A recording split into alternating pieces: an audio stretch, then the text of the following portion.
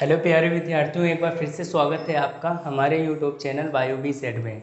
जैसा कि आप जानते हैं इससे पहले कि हमारा जो चैप्टर चल रहा था वो जीवों में जनन चल रहा था। उसमें हमने अलैंगिक जनन, कायिक परिवर्धन, सूक्ष्म परिवर्धन, मुकुलन, द्विभाजन, बहुविभाजन और जीवों में जनन, इन सभी चीज़ों की चर्चा की थी।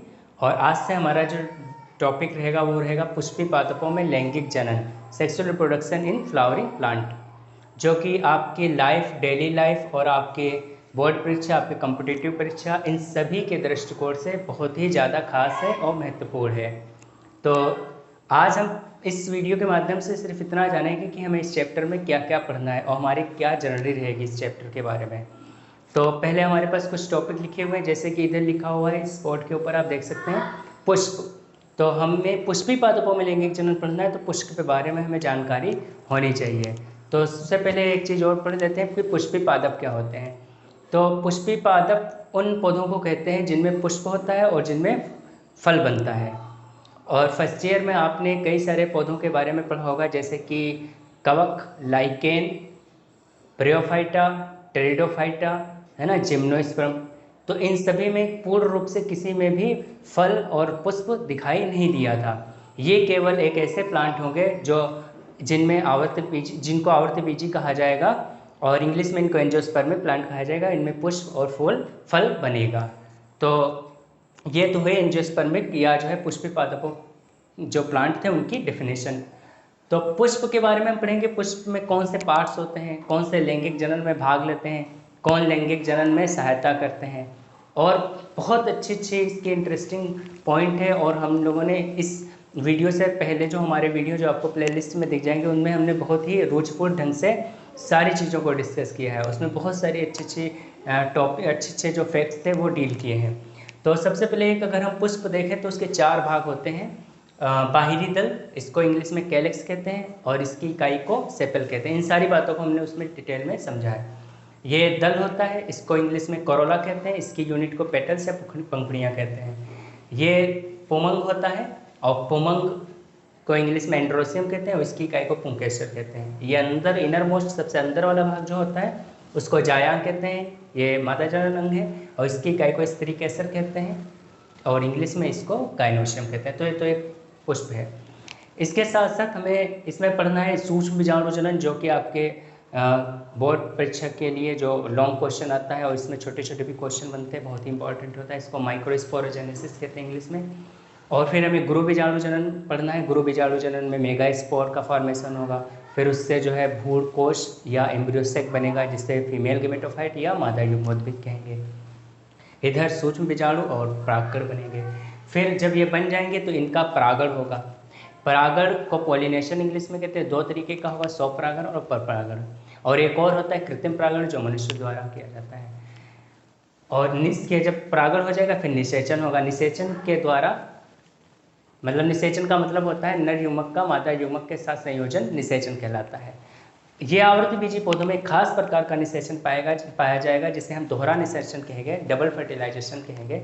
और उसकी खोज 1898 में नोआशिन ने की थी। वो सारी चीज़ें डील करेंगे, आगे भी आएगा। और जब ये निषेचन हो जाएगा, एक अंड कोशिका या मादा युग्मोद्भिद एक नर युग्मक से सब जब संयोजित हो जाएगी तो युग्मनज बनेगा। युग्मनज को जाइगोट कहेंगे। और इसी जाइगोट से फिर भ्रूण बनेगा, और भ्रूण से फिर छोटे छोटे पौधे बनेंगे, और बहुत बड़ा पौधा फिर बन के तैयार हो जाएगा। इसीलिए हमने यहाँ पेड़ के पास स्माइली जो इमोजी रखी है, इसीलिए क्योंकि यहाँ पेड़ का सेक्सुअल प्रोडक्शन होने जा रहा है, इसकी प्रोडक्शन होने जा रहा है, इसकी नंबर बढ़ने जा रही है, इसीलिए यहाँ पर से स्माइली फॉर्म में है। और एक पेड़ से यहाँ फिर पूरे चक्कर चलने के बाद, ये पूरी लाइफ साइकिल इसकी चलने के बाद बहुत सारे यहाँ पास पौधे मिलेंगे हमें, तो जैसे कि सूक्ष्म परिवर्धन में होता था। तो ये सारी चीज़ें होंगी, इन सारी चीज़ों की एक जर्नी होगी, और ये लंबा चैप्टर रहेगा और बहुत ही इंटरेस्टिंग रहेगा। सब कुछ आप जान जाएंगे कि कैसे बीज बनता है, कैसे फ्रूट बनता है, कौन से फॉल्स फ्रूट होते हैं यानी असत्य फल, कौन से सत्य फल होते हैं यानी ट्रू फ्रूट होते हैं, और भी बहुत सारी चीज़ें जान जाएंगे। जैसे कि आपने कभी कभी टमाटर, बैंगन और मिर्चे में ऊपर कैलेक्स को देखा होगा और किसी फ्रूट में नहीं लगे होते, इन सब के कारण जान जाएंगे। तो ये हमारा एक टॉपिक रहेगा जो हमें पढ़ना है। इसके साथ साथ और भी कई चीज़ें हमें पढ़नी है जो यहाँ लिखी हैं, इसके अलावा भी कई सारी चीज़ें पढ़नी है। तो इधर थोड़ा सा डिस्कस कर लेते हैं। ये एक प्लांट होता है और प्लांट में फ्लावर्स हैं, ये लीव्स हैं। तो सबसे पहले प्लांट्स जो है अपने फ्लावर्स को बुलाएगा और फ्लावर्स से पूछेगा कि तुम्हारे पास कौन कौन से पार्ट्स हैं जो सेक्सुअल रिप्रोडक्शन या लैंगिक जनन करेंगे। तो फ्लावर्स के हमारे पास दो भाग होते हैं, एक होता है एंड्रोसियम, एक होता है गाइनीशियम, यानी एक पुमंग और जायांग। ये रिप्रोडक्शन में हेल्प करेंगे, ये रिप्रोडक्शन करेंगे। और रिप्रोडक्शन में हेल्प कौन करेगा? हेल्प ये दोनों करेंगे, ठीक है, कैलेक्स और कोरोला, यानी बाहरी दल और दल।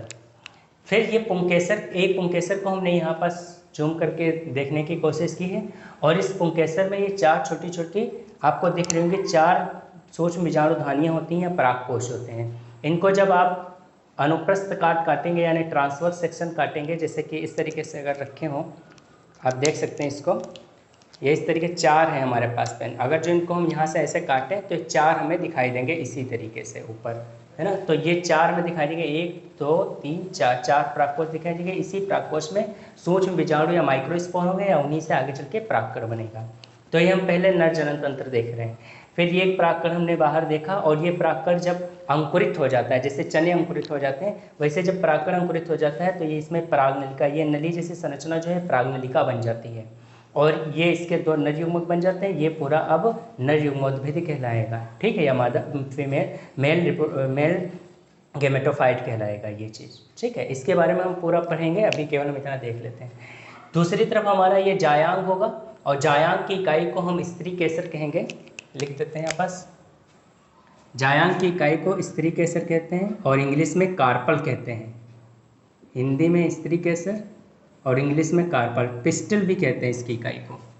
ये पूरा हिस्सा, इसके 3 भाग होते हैं, इसको यहाँ करके हमने यहाँ देखा है। ये जो ऊपर वाला भाग दिख रहा है आपको, ये वाला हिस्सा, ये वर्तिकार्क कहलाता है, परागकण यहीं पर आते हैं। और ये जो नली जैसा हिस्सा है ये आपका वर्तिका कहलाता है, इंग्लिश में स्टाइल, और इसको स्टिग्मा कहते हैं। और ये फूला वाला हिस्सा जो होता है इसको अंडाशय कहते हैं या ओवरी कहते हैं। इसी अंडाशय में ये ओव्यूल या बीजांड होते हैं, और इन्हीं बीजांड को मेगास्पोरेंजियम या गुरु बीजाणुधानी भी कहते हैं, ये ओव्यूल होते हैं। तो इस तरीके से इसमें 3 स्ट्रक्चर, 3 संरचनाएं होती हैं, वर्तिकार्क, वर्तिका और अंडाशय। ये जो परागकण बने, इन परागकणों का जब पर परागण होता है, क्रॉस पॉलिनेशन होता है, तो ये पर परागण के माध्यम से जब ये वर्तिकार्क पर पहुँचते हैं, ये परागकण है जो आपको दिख रहे हैं आई जैसे, ये यहाँ तक इसके पहुँचने की प्रोसेस को ही पॉलिनेशन या परागण कहते हैं, और पर परागण इसको कहेंगे, ठीक। यहाँ पर जब ये पहुँच जाते हैं फिर ये इस तरीके से अंकुरित हो जाते हैं। ये सारी चीज़ें आगे की भी हैं, आगे भी हम पढ़ेंगे। तो अब हमने यहाँ पर जो है आपको गोल गोल सी संरचना दिख रही होगी, बीजांड या ओव्यूल, ये गुरु बीजाणुधानी है, और इसको हमने यहाँ पर जूम करके दिखाया है। ये गोल गोल जो है ये चीज़ है। इस बीजांड या ओव्यूल में क्या क्या होता है? इस बीजांड में ये सबसे पहले भ्रूण कोश होता है जिसको मादा युग्मोद्भिद कहते हैं। जैसे ये है वैसे ये नर है, ये मादा है। इस भ्रूण कोश में बहुत खास चीज़ें होती हैं। क्या क्या होता है? ये गोल वाली जो सेल है रेड कलर की दिख रही होगी, ये अंड कोशिका है। इसके पास की जो 2 कोशिकाएं होती हैं इन्हें सहायक कोशिकाएं, सिनर्जिड्स कोशिकाएं कहते हैं। और ये 2 द्वितीयक केंद्रक या पोलर न्यूक्लियाई होते हैं। और फिर यहाँ पर ये 3 प्रतिमुख कोशिकाएं होती हैं। ये इसमें यही सेम चीज़ बनी हुई है, ये इसका कवरिंग होती है, ये पूरा एक बीजांड होता है। अब ये जो नर युग्मक है इनमें से एक नर युग्मक इस अंड कोशिका से आएगा, जुड़ेगा, और एक यहाँ पर का नर युग्मक इस द्वितीयक केंद्रक या इससे जुड़ेगा के। तो ये केवल आपको भी समझना है, आगे भी हम ये सब पढ़ेंगे। तो ये जब एक नर युग्मक यहाँ अंड कोशिका से जुड़ता है यहाँ या इससे मान लीजिए, तो ये युग्मनज में बदल जाता है, ये युग्मनज बन गया है। इसमें ये अंड कोशिका से ही ये युग्मनज बना है, जाइगोट बना है। और एक दूसरा जो नर युग्मक इसमें से वो इन दोनों से या इन दोनों से जुड़ गया है, इससे जो है भ्रूणपोष बनता है। तो इससे युग्मनज बनता है, इस अंड कोशिका से अंदर ही युग्मनज बनता है और इससे भ्रूणपोष बनता है। आगे चल के यही युग्मनज भ्रूण में बदल जाता है, और ये इस भ्रूण को, ये भ्रूणपोष जो बना था, ये एंडोस्पर्म ये खाना प्रोवाइड करता है, न्यूट्रिशन देता है। और ये जो भ्रूण है, ये भ्रूण जैसे कि बच्चों हम लोगों में भी भ्रूण होते हैं, ठीक है, एम्ब्रियो जिसको कहते हैं, इनमें भी। तो अगर द्विबीजपत्री पौधा था तो उसमें ऐसा भ्रूण बनेगा, एक बीजपत्री होगा तो उसमें दूसरे तरीके का। तो ये द्विबीजपत्री हमने पौधा मान लिया था, तो इसमें देखिए यहाँ पर ये रेडिकल है, ये रेडिकल को हिंदी में मूलांकुर कहते हैं। और इस आर से याद कर लीजिएगा, इससे root system, R for root system यानी मूल तंत्र यानी जड़ तंत्र बनेगा। और ये पी फॉर प्लीम्यूल है, प्लीम्यूल को हिंदी में प्रांकुर कहते हैं। इससे तना और पत्तियां बनेगी, यानी पूरा पेड़ बन जाएगा। और ये जो दो बीज पत्र आपको दिख रहे हैं, यही दो बीज पत्री की वजह से इनको द्विबीजपत्री पौधे कहते हैं। ये कॉटिलिडन्स इंग्लिश में कहते हैं, पूरा भूर होता है। यही भूर आगे चल के जब अंकुरित होता है तो इससे छोटे छोटे प्लांटलेट्स बन जाते हैं, यानी छोटे छोटे पौधे बन जाते हैं, और वही बहुत सारे छोटे छोटे पौधे बन जाएंगे यहाँ पास। और एक पौधे से चक्र चला था, लाइफ साइकिल चली थी, और यहाँ पास बहुत सारे पौधे बन जाएंगे, है ना। तो इसीलिए ये स्माइली फॉर्म में है। तो ये हमने पूरा इसका जीवन चक्र पढ़ा। तो हो सकता है आपको ये चीज़ें थोड़ा सा कॉम्प्लेक्स लगी हों, क्योंकि ये अभी हम सब डिटेल में भी पढ़ेंगे, लेकिन आज के वीडियो के माध्यम से सिर्फ हमारे वीडियो के बनाने का मकसद ये था कि आप इस चैप्टर में क्या क्या पढ़ने वाले हैं और कौन कौन सी खास बातें पढ़ने वाली, वो हमें डिस्कस करना था। तो आगे की वीडियो जो हमारे प्लेलिस्ट में आप देख सकते हैं, उनमें हमने सब कुछ डील किया है कि ये हरा क्यों होता है, ये कलर्ड क्यों होते हैं, रंगीन क्यों होते हैं, ये ग्रीन क्यों होते हैं, है ना। ऐसी बहुत सारी बातें उसमें डिस्कस की है। कौन सा सबसे बड़ा लंबा पेड़ मतलब ट्री होता है, और कौन सा सबसे छोटा होता है, किसका पुष्प सबसे छोटा होता है, कौन सी सबसे लंबी या बड़ी पत्ती वाला कौन सा पौधा होता है, ऐसी बहुत सारी बातों को डिस्कस किया है। और बहुत अच्छे से वो वीडियो को रुचिपूर्ण तरीके से बनाया गया, तो आप प्लीज़ उन वीडियो को ज़रूर देखें। तो अगर ये वीडियो आपको अच्छा लगा तो प्लीज़ वीडियो को लाइक शेयर कमेंट कर दें और चैनल को सब्सक्राइब करें। Thank you very much.